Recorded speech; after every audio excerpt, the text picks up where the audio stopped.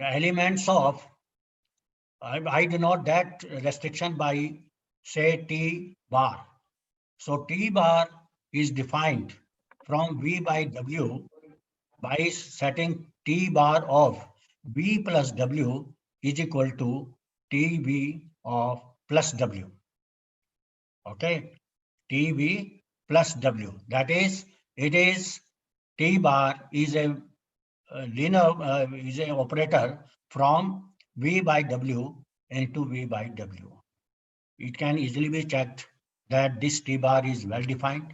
Namely, if V from V1 plus W equals V2 plus W, then T bar of this element is the same as T bar of this. That is, no element is mapped to two different elements of the space. So this we can always have. That is, if T is a linear operator on V, W is an invariant subspace of V under T, then this T can be restricted to V by W by this particular map. Having seen this, now we are in a position, because our aim is just to consider various types of matrices which are going to help us in solving system of linear equations. And I told you yesterday that if the coefficient matrix can be diagonalized, then it is very easy to write the solution of the system of given equations. But unfortunately, it is not always so. That is, every square matrix cannot be diagonalized. So what are the other possible forms in which this particular matrix can be reduced? And we come across one such form, that is the triangular form. That is, if the square matrix can be reduced to a triangular form, even then it is going to help us in solving a system of given equations. But again, the problem is every square matrix triangularizable? The answer is no. Answer is no. So under what conditions the given matrix could be reduced to a triangular form?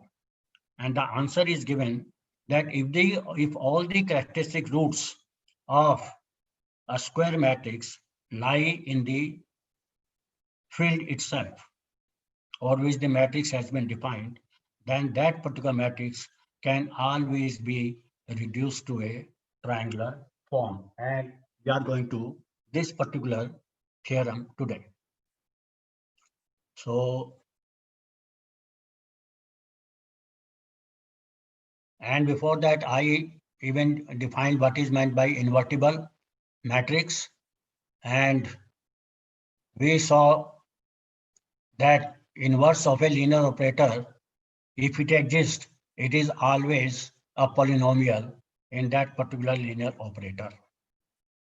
And then we told you some properties of characteristic values which help us in seeing whether the roots of the, how to find the roots of the characteristic equation. And then we have seen that we say suppose T and U are two linear operators. We say T is similar to U, provided there exists an invertible operator, say S, such that T can be expressed as SU S inverse. And if you are given two similar operators, they have got the same characteristic values. That is, they have got the same characteristic roots. Okay. So my theorem is, if T is any linear operator and it has all its eigenroots, eigenvalues in the field F over which this has been defined, then we can always find a basis B of that particular vector space in which the matrix of T is always triangular. Okay. Again, there is a big question. Is it necessary that all the roots of a characteristic equation be in F? They may be in F, they may not be in F. Okay. So from here, you can easily see that not every square matrix is triangularizable. So for the time being, let us prove this theorem that if T in AB has all its characteristic roots in F, then we can always find a base B of V in which the matrix T is triangular. And we are going to take help of the previous theorem which we have seen. So again, we shall prove this theorem by induction. And induction is on dimension of V because that is only the natural number. So induction can be applied only on natural numbers. So if dimension of V is equal to F, that is V is equal to F. Okay, then there is nothing because in that case, the base is just single element 1. So it is always in triangular form. So if dimension of V is equal to 1, then the theorem is trivially true. Now let us suppose that the theorem is true, say for all vector spaces over F of dimension n minus 1. So we will prove the theorem when dimension of V is n. So suppose dimension of V is n. Okay. Now we are given that all the characteristic roots of this particular operator lie in F. So let lambda 1 be any characteristic root of T. Then by definition, there exists a non-zero vector V1 such that T of V1 is equal to lambda 1 V1. So V1 is non-zero vector. Now with the help of this V1, we are going to generate a subspace of V. And this is very simple subspace, W consisting of all scalar multiples of V1. That is, its elements are of the form alpha times V1, where alpha belongs to F. So it is a one-dimensional vector space, which is generated by V1, and V1 is linearly independent. So in this case, V1 itself becomes a base for W. And it can be seen that this W is invariant under T also.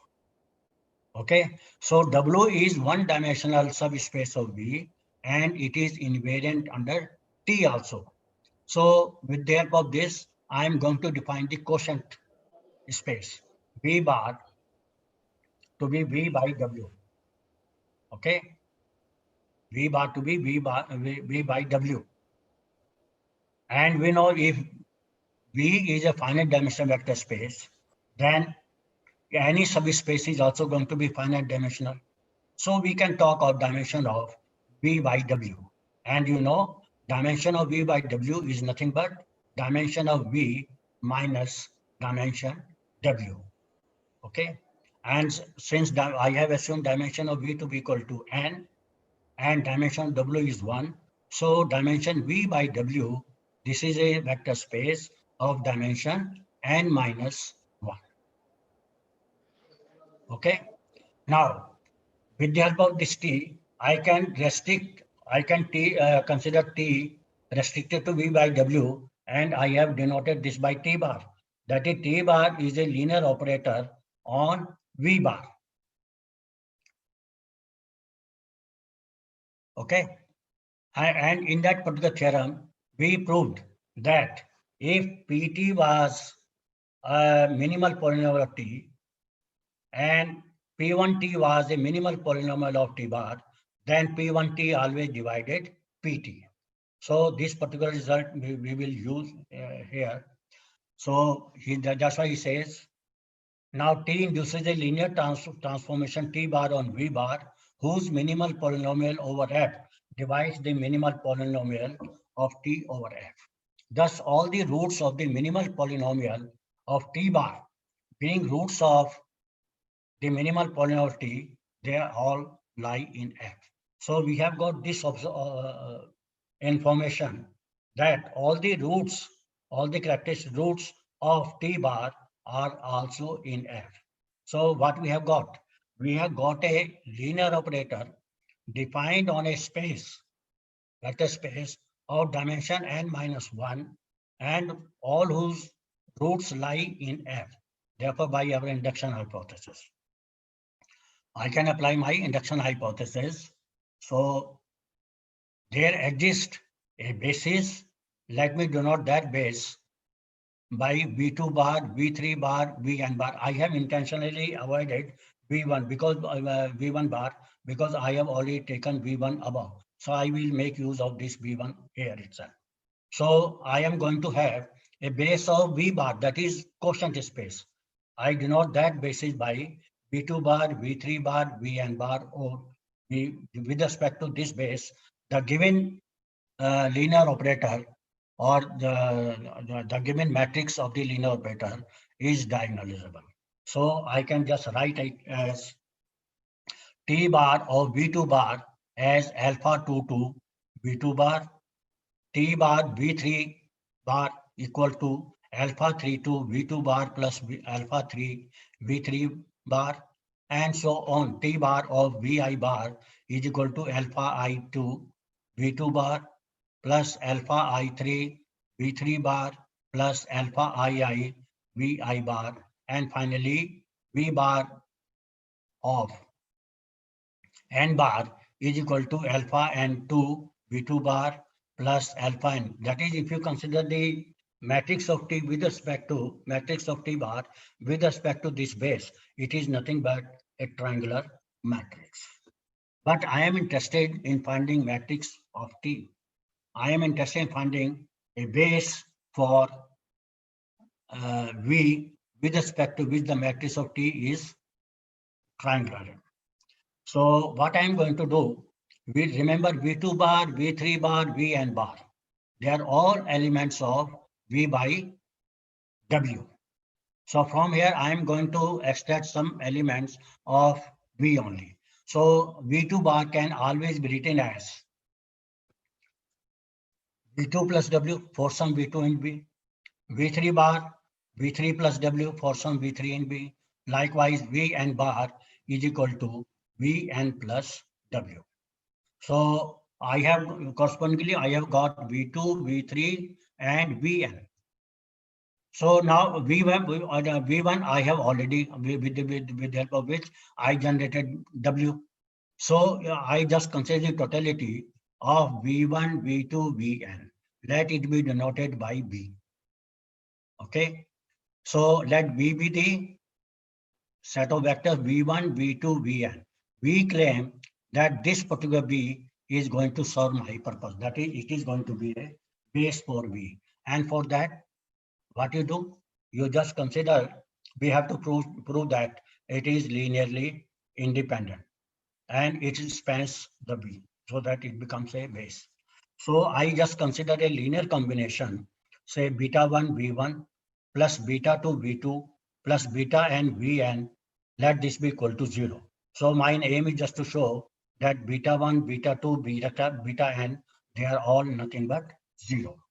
So from here, what I do, because beta 1 V1 plus beta 2 V2 plus beta n Vn, this belongs to V. So if I just add, I just make a right coset with respect to W, it will belong to V by W.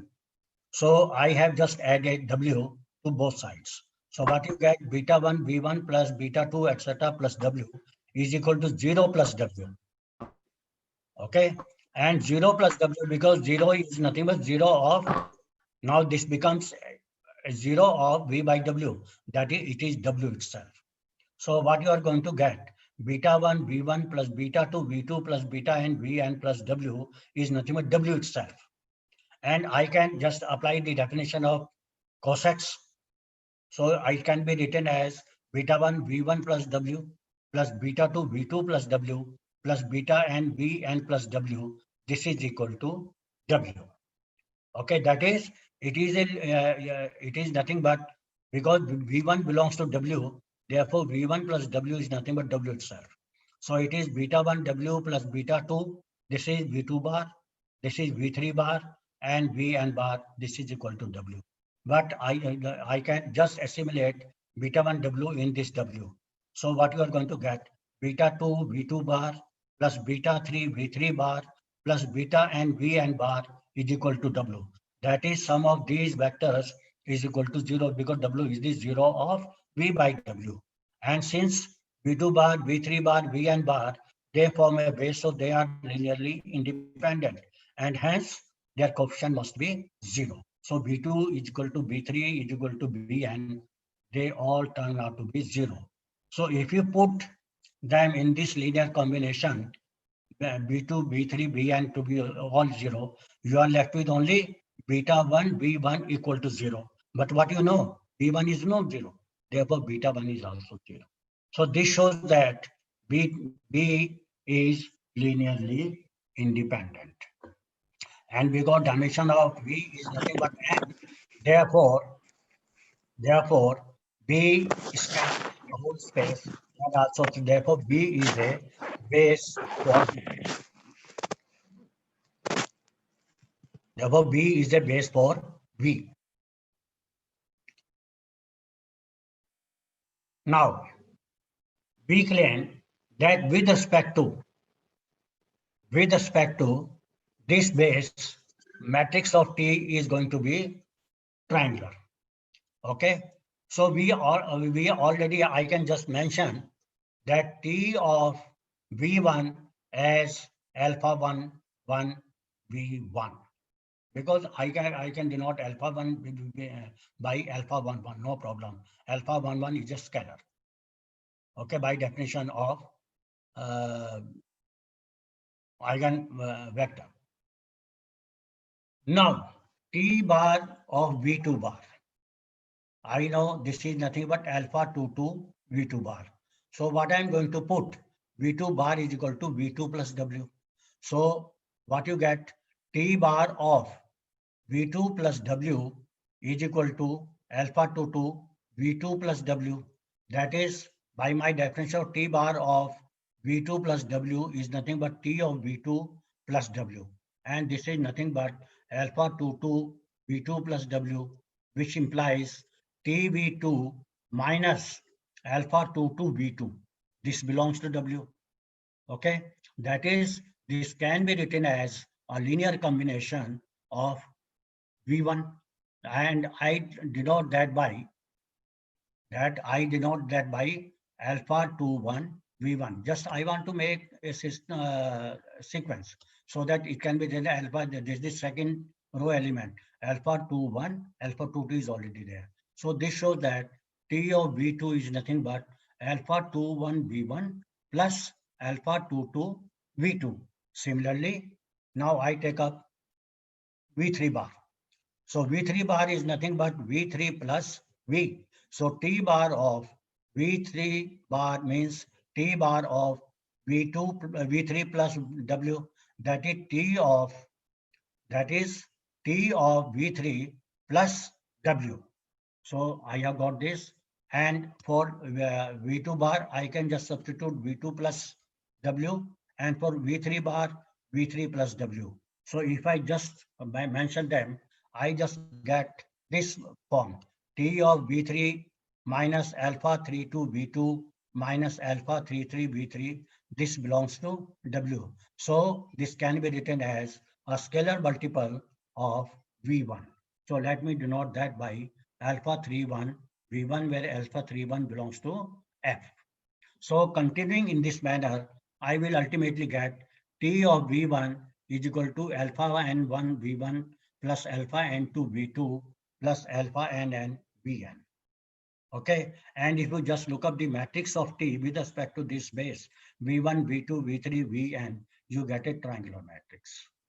So if all the roots of a linear operator lie in the field, then you can always find a base V of that particular vector space with respect to which the matrix of T is nothing but a triangular matrix. Okay, that is if the characteristic equation of a linear operator has all its roots in the given field, then the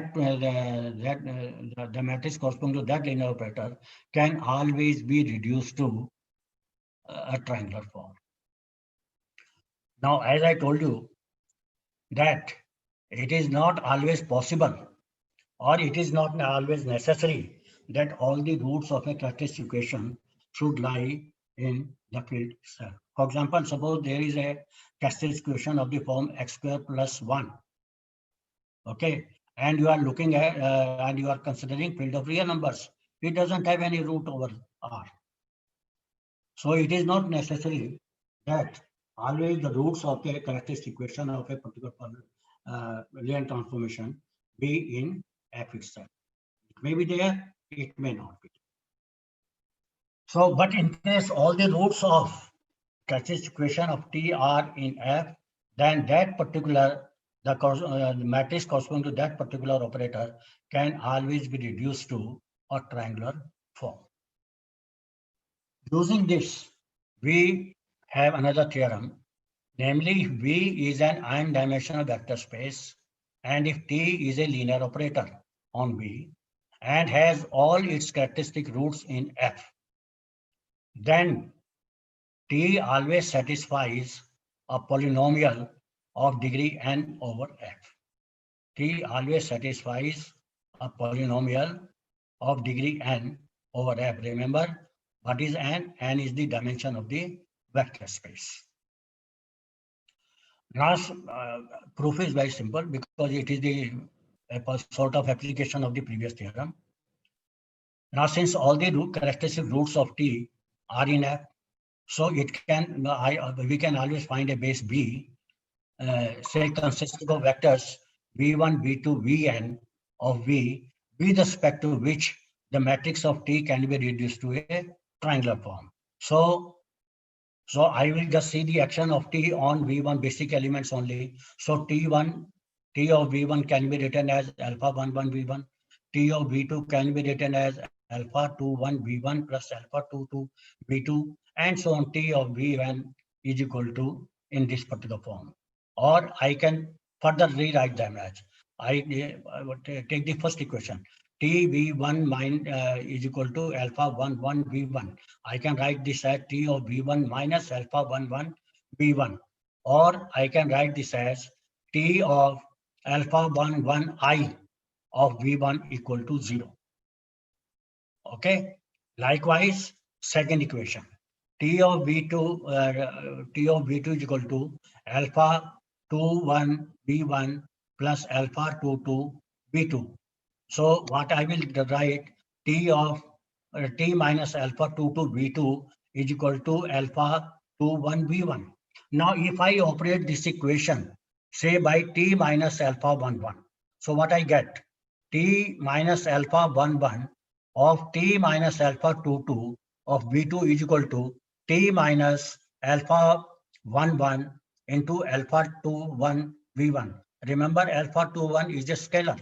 So I can just rewrite this as alpha 2, 1 into T minus alpha 1, 1 of V1, which is nothing but 0. So what I will get?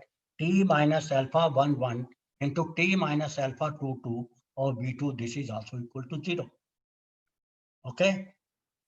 So continuing in this manner, what I will get ultimately, T minus alpha 1, 1 into T minus alpha 2, 2 into T minus alpha nn of Vn equal to 0. Now suppose S is equal to T minus alpha 1, 1 into T minus alpha 2, 2 into T minus alpha nn.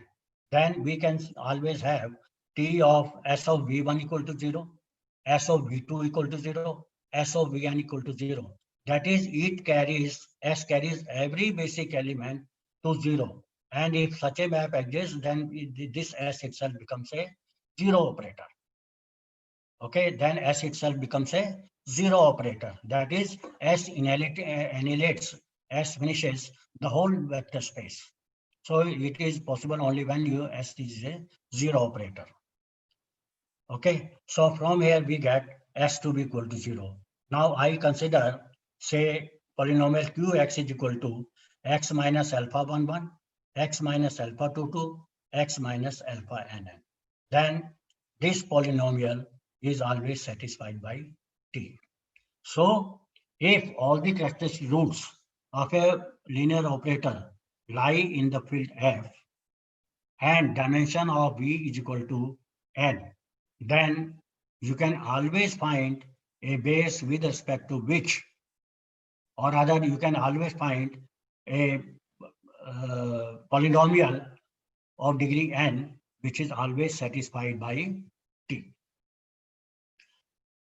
Now I told you that it is always not necessary that all the characteristic roots of a operator should lie in F. Now we are going to consider different type of operators whose characteristic equations has all roots in the given field F. And one such operator is nilpotent operator. It's a very important operator because with the help of this, we shall be considering Jordan canonical forms also. So first of all, let me define that a linear operator T is said to be nilpotent if for some positive integer m, T raised to the power m equal to 0. T may not be equal to 0. T square may not be equal to 0. T cube may not be equal to 0. But there exists some positive integer m such that T raised to the power m equal to 0. Okay. Then we can, if it is the case, and further let me just define here itself, that the least positive integer m for which T raised to the power m equal to 0, this m is called the index of nilpotency. This m is called the index of nilpotency. First of all, let us see what are the characteristic roots of this particular operator. That is, if T is nilpotent operator, what are the characteristic roots of this operator? We claim that they are nothing but 0, and 0 belongs to F. So it's all the roots of this particular operator are going to be in F. This is one class of operator, each of whose characteristic root belongs to F. Now, lemma says, if T is in AV is nilpotent, and if TV is equal to lambda V for some V non equal to 0, lambda belongs to F. That is, if lambda is a characteristic root of T. Okay, if lambda is a characteristic root of T, then we claim that this lambda is nothing but 0. Now, T is given to be nilpotent. So we can, there always exists a positive integer m such that T raised to the power m equal to 0 for some m. Okay, I'm not using list etc. This is general I have taken. T raised to the power m equal to 0. Now we are given that TV is equal to lambda V. So let us consider what is T square of V, what is T cube of V, etc. So T square of V is nothing but that is T of TV. T square of V means T of TV, but TV is equal to lambda V. That is T of lambda V, but T is linear. So it is nothing but lambda times TV, but again TV is equal to lambda V. So this becomes lambda square V. So T square V is nothing but lambda square V. Likewise, T cube of V is equal to lambda cube of V.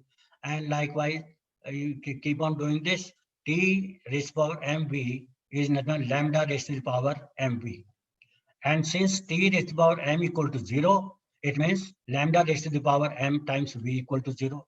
But V is non-zero. Therefore, lambda raised to the power m equal to 0. And this implies lambda is equal to 0. So 0 is the only characteristic value of a nilpotent operator. And since 0 belongs to F, therefore, all the roots of a nilpotent operator are going to be in F. So one information you always have, that since all the roots of this operator are going to be in F, therefore the matrix corresponding to this can always be reduced to triangular form. And we are going to see that it is going to be a very, very special type of matrix. First, some results related to nilpotent operator. That is, if S and T, if S and T are two nilpotent operator and they commute, then the product ST and S plus T, they are also linear operators. They are also linear operators. And second, the problem is this operator always invertible? Again, the answer is given by the constant term. Namely, if T is any nilpotent operator, and if then you look up a polynomial in T, alpha naught plus alpha 1T plus alpha 2T square, then this is invertible provided the constant term is non-zero. Non-zero. Okay. Sir? Yeah. Sir, actually, we have a small request with you, with due respect. Okay. Sir actually अभी जैसे हमारी classes online हो रही हैं sir, तो syllabus हमारा काफी wide हो गया है. यूजुअली क्लासेस में इतना नहीं होता, तो सर वैसे तो हम पढ़ लेंगे, बहुत इंटरेस्टिंग है और आप बहुत अच्छे तरीके से पढ़ा रहे हैं सर, बहुत इंटरेक्टिव सेशन है. लेकिन सर एग्जाम के पॉइंट ऑफ व्यू से अगर सिलेबस थोड़ा कम हो जाता तो हम लोगों के लिए भी कन्वीनियंस होती. 5 यूनिट है सर एक्चुअली. वो बात ठीक है आपके. देखिए, ऐसा होता है कि when we are discussing some theory part, so we can not ignore the important portions of the syllabus. तो वो थ्योरम तो एक अलग बात हो जाता है, एग्जाम इज डिफरेंट. जी जी बिल्कुल sir. But if you want to understand a topic, then there are certain basic facts which you must remember. Actually, these are not explained in the book. That's why I am just explaining them. Whatever portion is explained in the book, I will just skip. Okay, you can go through this. But if you want to study the book and you are unable to follow, then there is no point in studying the book. So I will just cut short. I won't go into the detail. I am going in details only where I find that a proper explanation is not there in the book. I am verbatim following Herstein's book, chapter 6. Okay. All right, sir. So you just bear with me. I will just skip. I will try to skip very fast. Okay. So remember, a nilpotent operator is invertible provided the constant term occurring in the polynomial of this operator is non-zero. And then theorem says if T belongs to AB is nilpotent, then T can be brought to triangular form over F. And in that form, all the elements of the main diagonal are going to be zero. This is one important observation. Okay, that is not only this is triangular form, but all the entries on the leading diagonal of this particular triangular form are going to be zero. And we have further sharper result. Namely this theorem. If V1, V2, Vk are subspaces of a finite dimensional vector space V of dimension n, and be such that each Vi is invariant under T. That is, T of Vi is contained in Vi. And if V is the direct sum decomposition by V1, V2, Vn. By direct sum decomposition simply means that each element of V can uniquely be expressed as sum of vectors from V1, V2, Vk. If these conditions are satisfied, then you can always find a base B of V with respect to which the matrix of T is written in this particular form: A1, 0, 0, A2, 0, 0, and is 0 times AK. Now what is A1? A1 is a matrix of T of V1. A2 is a matrix T of V2. AK is a matrix T of VK. Okay, that is all these matrices, they lie on the diagonal portion. They are not just elements, they are matrices. It is say of order N1, it is of say order N2, it is say order Nk, where N1 plus N2 plus Nk, this is nothing but equal to the dimension of the space N. Okay, so this is important form. Chaliye, proof was very simple because V1, V2, Vn, they are Vk, they are subspaces of V. Therefore, and since V is finite dimensional, V1, V2, Vk, they are all also finite dimensional, and so they have got a base. Suppose V1 is equal to V11, V21, Vn1, 1, V2, V2, V12, V22, Vn2, 2, and likewise V1n or Vk, V1k, V2k, they are the bases of V1, V2, Vk respectively. So if I want to, because I have been given that V is the direct sum decomposition by V1, V2, Vk.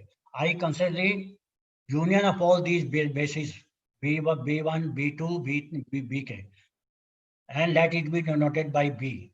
Then B is the base of V with respect to which the matrix of T is written in the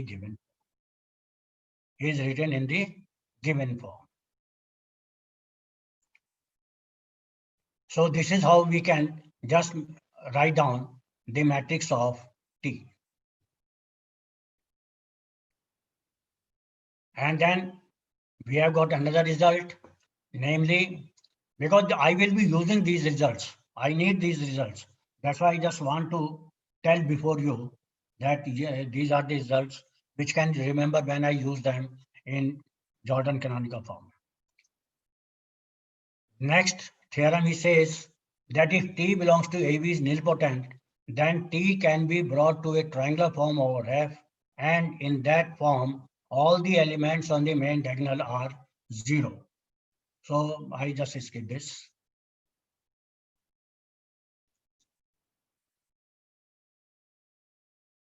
And then another result, yes. Now this is the form actually I am interested. This is the theorem. If T is nilpotent operator, say index of nilpotency K, that is K is the least possible integer such that T raised to the power K equal to 0. Okay, T raised to the power K minus 1, T raised to the power K minus 2, they are non-zero. Now, suppose V belongs to V. I can just consider V, TV, T square V up to Tk minus 1V. Okay, remember T of Tk of V will be 0. So they are all non-zero elements. So first of all, they are all linearly independent. This is my first solution. Second, subspace generated by V, TV, T square V by these vectors is always invariant under T. Because you have got a subspace, I can talk of restriction. Let me denote that restriction by T tilde of T to W. Okay. Then the restriction is to W has, this also has got nilpotency equal to K. That is T tilde raised to the power K. This is also equal to 0. And the matrix of T tilde with respect to this base is of the form. Now just look up this particular form. In this form, basically all the elements are 0 except at the super diagonal level. That is entries above the main diagonal. They are all 1. They are all 1. So it's a very, very important form which you have to keep in mind, because ultimately this is going to give rise to my matrix of Jordan canonical form.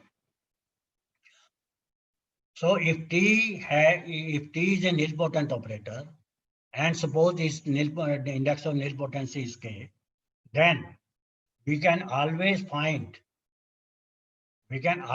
first of all, we can always generate a subspace for any V by V TV T square V up to Tk minus 1V. And this subspace is invariant. I can talk of its section to T tilde, and matrix of T is given by this particular form. I denote this particular form by say MT. Okay. So by MT, we denote a square matrix of order T, which is of the form 0, 1. Again, that is all the entries on the leading diagonal are 0, and elsewhere, except entries at the super diagonal level. They are always 1. So I denote this particular form of matrix by M of T. By MT. Okay, that is, it is a T by T order matrix in which all entries except the super diagonal entries are 0, and all entries of the super diagonal element are 1. And then we have got another important observation. This is the main theorem on nilpotency.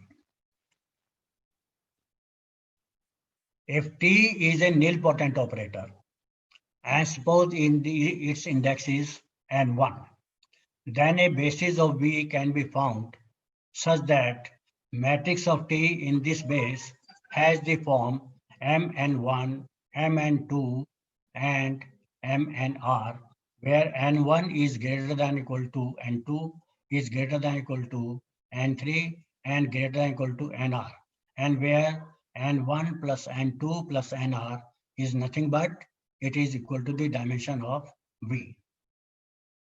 It is nothing but this N1, sum of N1 plus N2 plus Nr, it is nothing but equal to the dimension of the space V. And actually N1, N2, Nr, they are called the invariants of operator T. They are called the invariants of operator T, and N1, and the relation between N1, N2, and Nr is N1 is greater than always equal to N2 is greater than N3 and R. So this relation they bear among themselves. Of course, proof is very lengthy and it is not worth to be asked in examination. So you can just, for your interest, you can read through from your book. Otherwise, you can skip the proof. Okay.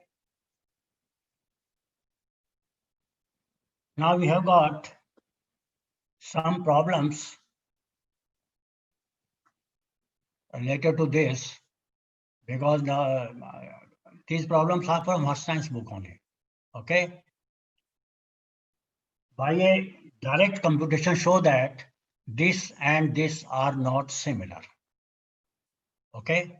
Now this is one operator, this is another operator. You can see, looking at this is what second operator is nothing but nilpotent operator. Okay, because its matrix is satisfied that particular form. That entries at the super diagonal level is 1, whereas all other entries are 0. And in the above case, not all the entries of the super diagonal level are 1.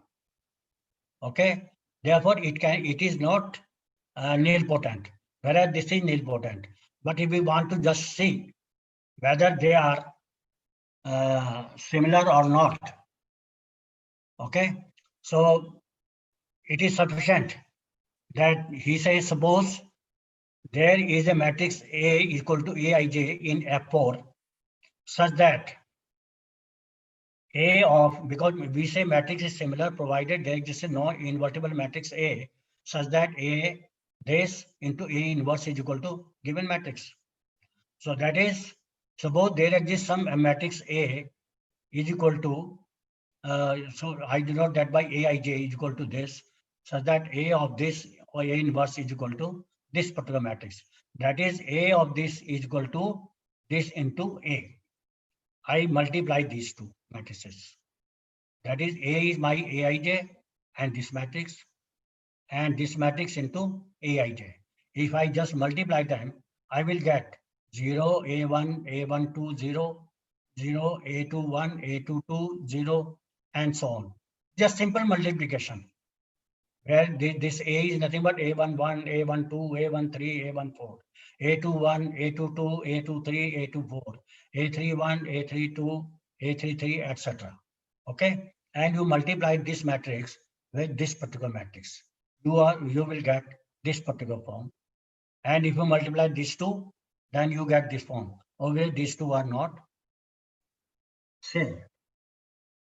Okay, they are not equal. So therefore, you cannot find any invertible matrix A which satisfies this particular condition, and hence they are not similar.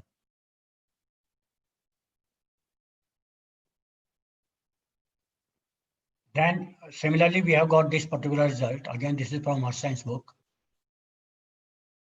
He says if N1 is greater than N2 and M1 is greater than or equal to M2, then by direct computation prove that Mn1, Mn2 and M1, MM2, they are similar if and only if N1 is equal to M1 and N2 is equal to M2.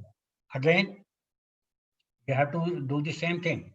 Let's suppose there is some invertible matrix A denoted by Aij. Okay. Now, what is going to be the order of this particular matrix? It is nothing but N1 plus N2. That matrix you have to take. Okay. What is the order of A? Should be Aij, where Ij varies from 1 to N1 plus N2.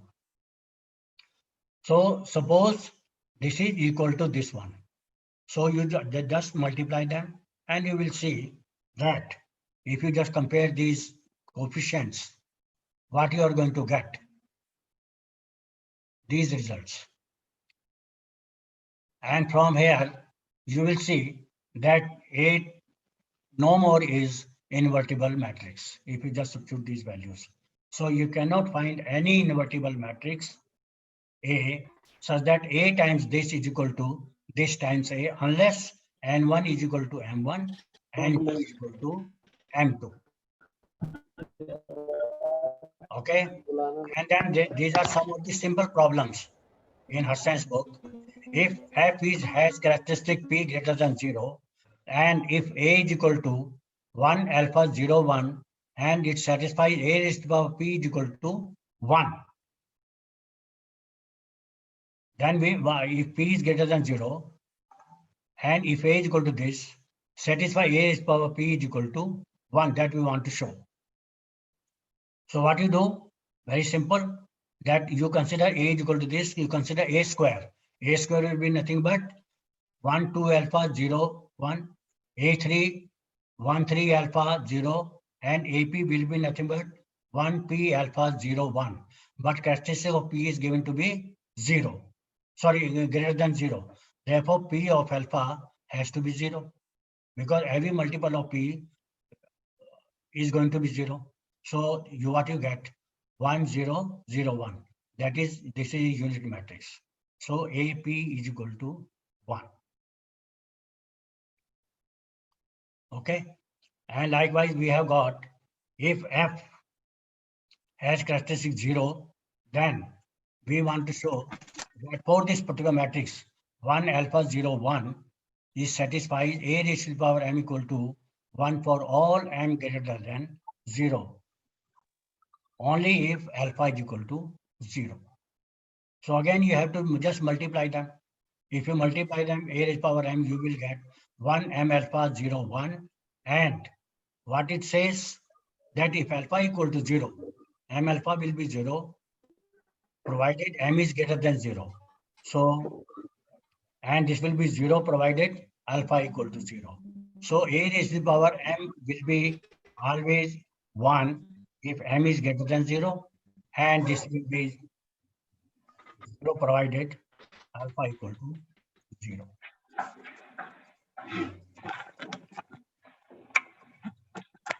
So what is important in this case? You have to remember some results.